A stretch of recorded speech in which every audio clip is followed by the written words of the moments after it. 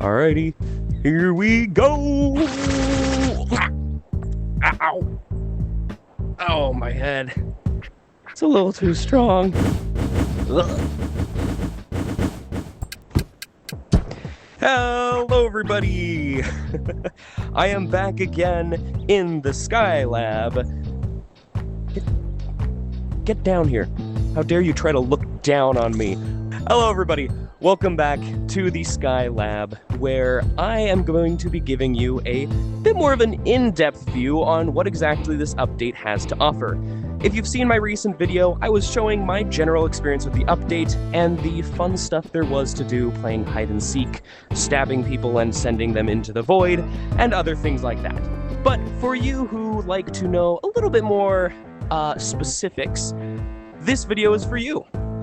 Here we are, right now, on my floating fortress, and by fortress, I mean it is a singular plank of wood. But I will be going over the specific additions that will be added to the game. First and foremost, we have the wings. This here is the main draw of our new update here, is the ability to fly. You don't get to see me. There we are. As you can see, the wings are an incredibly fun tool to mess around with. And I will also be teaching you the ins and outs of mastering flight. No, no, no, no, help me! I don't know how to fly! Sorry, forget that you saw that. Anyways, let's go to the tech web. Yeah, that sounds like a wonderful thing to do. Let's look at the new items added specifically to the desert tech web. So, down here, we have some pretty snazzy stuff. These are the stair blocks. They are quite gorgeous, if I do say so myself. These are just not as fun. But over here, we have the stairs, the inner corner stairs, and we also have a half wood, half slab wood, half. But anyways, you'll actually be able to see that I actually used these stairs right here. As you can see, I have a corner stair, I have a middle stair, and over here is just a wood block. No! Forget you saw that as well. Anyways, we have some beautiful stair blocks that make building and construction very nice. But the cooler stuff is hidden up this branch of the tech tree. So first off, we have the balloon. The balloon itself is an item that, when held, reduces your gravity. One balloon is enough for a lovely bit of slow falling. Furthermore, if you let go of it, it'll continue to float up and can be grabbed by other players, which is pretty cool. You can also stick these balloons in item dispensers and item cannons, and they will just simply float up to the sky. Furthermore, you can place it on your head and have it as a head attachment. Though, be warned, balloons have a limited lifetime, and after a little while, they will pop. Also, as you can assume, more balloons means more altitude. So if I were to equip 2, like I said, they pop. If I were to equip 2, that is enough to make me float. 3 of them, hold on, why is it, I think I might be too close to the ceiling of the world. Do they just collide with each other? I don't know. Anyways, 3 is enough to make you ascend rather fast. Whee-hoo! Anyways, I don't know why they were popping on me like that, so let's just forget that happened. Anyways, the other blocks there are the cloud blocks. Now, the cloud blocks are essentially, you can consider them a combination between brittle glass and the brittle blocks. Now, oddly enough, I don't actually own the brittle blocks, but you know what a brittle block is, right? If you just imagine there was one here. The brittle block is a block that once you stand on it, after a few seconds, it breaks. You can consider the clouds as a faster brittle block. Stand on it, and it breaks a lot faster than a brittle block. Now, it also functions very similar to brittle glass, in the sense that if you are going fast enough, it'll instantly break. Now, I'm not actually that quick, so I will be taking advantage of a new item, and just like that. As you can see, enough speed will instantly break brittle glass. You know this already, it's not new. I suck at breaking glass, apparently. I'm a weakling. But the same thing goes for clouds. If you're moving too fast, it'll instantly break. This means these aren't going to stop you from falling to your death. Understood? Good. But you can, very carefully, walk across them and use them as a... Wait, where do I go? No, not again! I need to stop falling! Anyways, the cloud blocks are pretty fun for some perilous pathing. Now, this right here is called an Omni Ring. And what this is essentially a Yeeps railgun. Hop through, and you go flying. We'll get into those in a few seconds. After the cloud blocks, we have the propellers. Now, the propellers, I think you already know what these do, considering that they whacked me in the face and sent me to an early grave. The propellers are a decorative block, but if you stand in the way of them, they will damage you. And if you just so happen to be not standing on something, not again! If you happen to not be standing on something, they will launch you. As you can see. Now, moving right on yonder, we have these beautiful rings. So, the Omni Boost ring you've already seen. The ring will simply boost you in the direction that you fly through it. So if you go one way, you go that way. If you go the other way, you go another way. It's pretty cool. Furthermore, we have the cotton ring. This works like, stuffing ring. Ooh, look, it's a little bracelet. The stuffing ring acts pretty much like a stuffing gate. You go through it, and it regenerates some cotton. This is perfect for making flight courses where you want the player to not run out of cotton. Finally, we have the directional boost ring. The directional boost ring functions the same as the Omni Boost, but as its name suggests, it is directional. You can only fly through it one way, or more specifically, it'll boost you in only one direction. Essentially, consider it as the ring version of the standard boosting blocks, which is a really, really cool thing. You can create tunnels like this that are one-way passageways that players cannot return from, which if you have built community worlds, you'll know that that's actually a pretty big deal. Normally, if you want to make a one-way door, you have to use team barriers and team gates to prevent the player from returning from whence they came. But with these rings, if you set these to be directional, you can make sure that players can only go through it one way. Very, very cool. Also, in case you're wondering, yes, these rings are able to be rotated vertical, so you can send somebody to space. This means you can essentially make extremely simple elevators. Beautiful. Now, for the fun stuff. The moment you've been all waiting, the cool gadgets.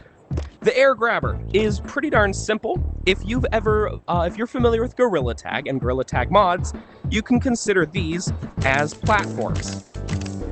It's pretty much Gorilla Tag platforms, but Yeeps edition. So how the air grabber works is by pulling the trigger, it creates a grab point in which you can carry yourself around. This is the same as the grabbable vine blocks that you can find in the fantasy tech web, except, of course, you're spawning one in yourself. Now, there is an initial cost to grabbing the air, and then as long as you're holding on, as you can see, it'll quickly drain your cotton. So you can't hold in one space for long. These kinds of gadgets are more useful in creative mode, as you could assume, for building anything without falling to your death. That being said, these are still incredibly useful in play mode. My favorite use for these is essentially just dodging everybody. If you are familiar with any kind of evasive maneuvers in Yeeps, you'll know that if you ever have a pillar, it's really handy to be able to push off of it. Being able to run around and then just completely change direction is a great way to evade a chaser. These are a portable wall. At any time, you can be running in one direction and then just, whoop, I'm going this way now. It is incredibly helpful for hide and seek or evading people. The trick here is you don't actually need to drain all of your cotton by holding yourself in one place. You only really need to do a quick grab and push. You can grab the literal air and launch yourself here and there. It's beautiful. Anyways, it's a pretty cool gadget, and I think you'll all find it to be a ton of fun. But the coolest of all the gadgets would have to be the wrist wing.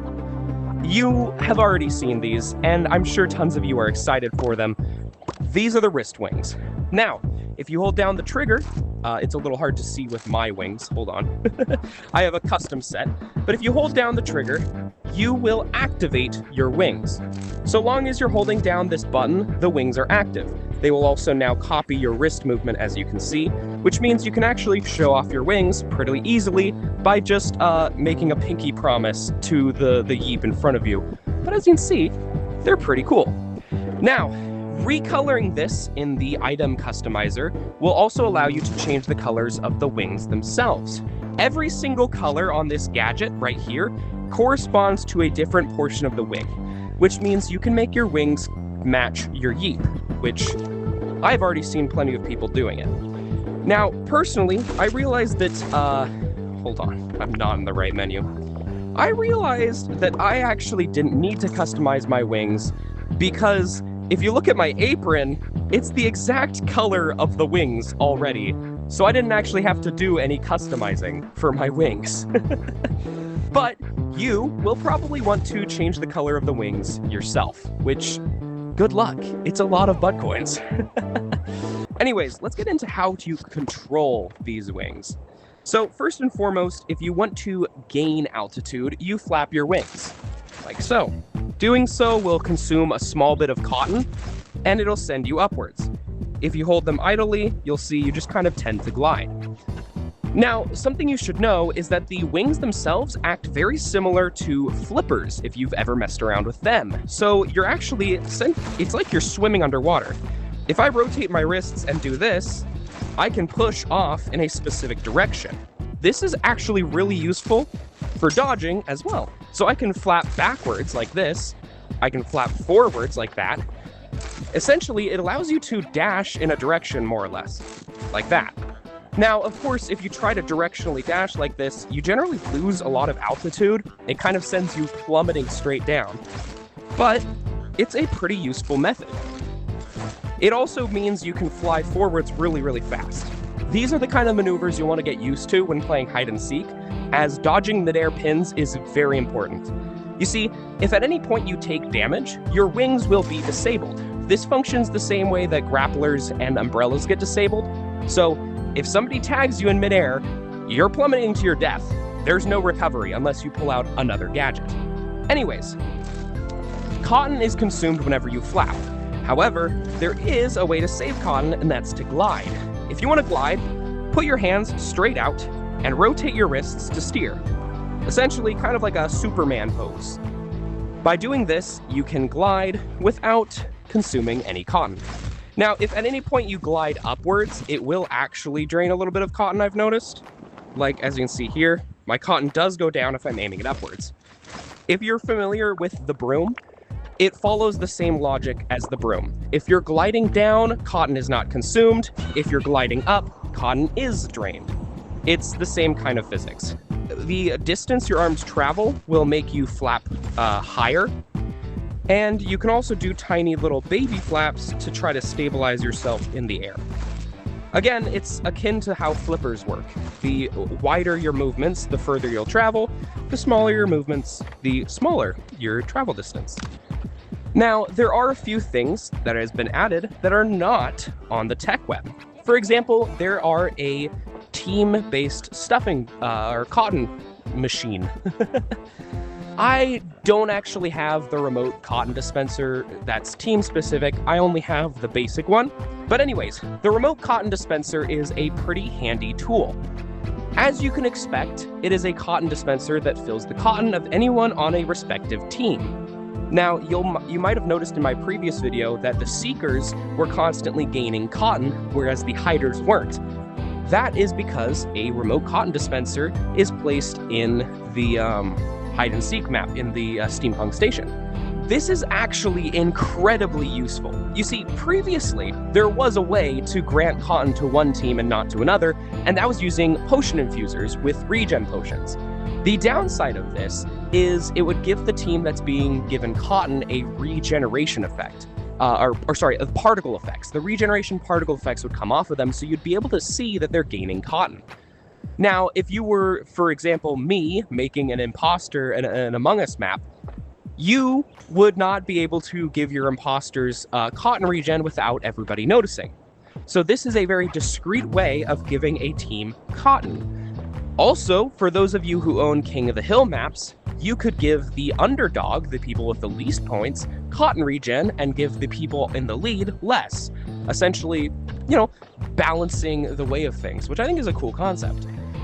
Anyways, very, very cool. And just like any other cotton dispenser, it does have a port on the bottom, which can be used to turn it on and off. So you're able to fully control when a team gets cotton and what team gets cotton. A very, very powerful thing indeed. There are a few other things to showcase, like the new studio map and the charms, but I'll have to relegate that task to past me, who's already gone through that stuff, because current me was building my massive, beautiful sky station. I spent 7 days constructing this masterpiece. I hope you all enjoy it because it's Haha! I didn't fall this time, sucker! Haha! Another thing that some of you may have been thinking about, or worried about even, is with the Sky update coming out, the Toymaker's Workshop will cease to exist. So some of you have been maybe wondering, where are you going to make your custom items and mess with your charms? Well, the answer's right here. The portal is temporary, as you can see by this handy-dandy sign, but the studio will be the new place for you to make... I always get distracted by the clouds. Cloud. Sorry, the studio will be the place to make your own customized items. As you can see here, the studio is an absolutely gorgeous place to be.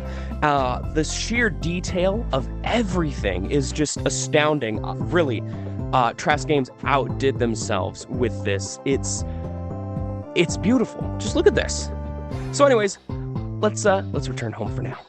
Alright, so over here at the Minigames Tech Web, you will be able to find the Team Remote Dispenser. And just like any other cotton dispenser, it does have a port underneath to turn it on and off. So you could choose at what times a team gets cotton regen or not. So, pretty darn useful. Moving on.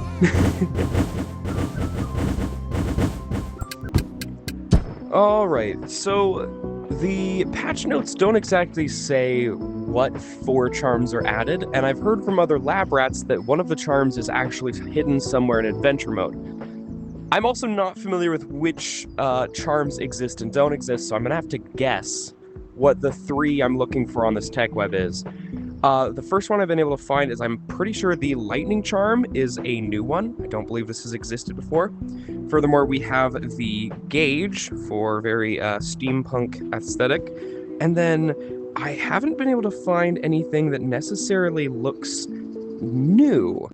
So, again, there will actually be 5 charms. One of the charms has not been added yet. Maybe it's, I believe, feather. The feather is probably it. So there is one charm hidden in adventure mode.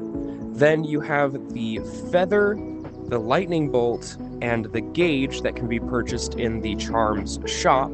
And then the 5th one is still unknown, even to us lab rats, and you all will have to find it in the update that comes out tomorrow. That's pretty much it. Let's head back to the main area. Anyways, this update offers a ton of new stuff, and furthermore, it's actually a collab update with the game UGG. I personally have never stepped into the world of UGG, so I cannot answer what there's going to be in their update. But the idea here is both Yeeps and UGG are creating a Sky update, and there will be some UGG features in Yeeps, and there will be some Yeeps references in UGG.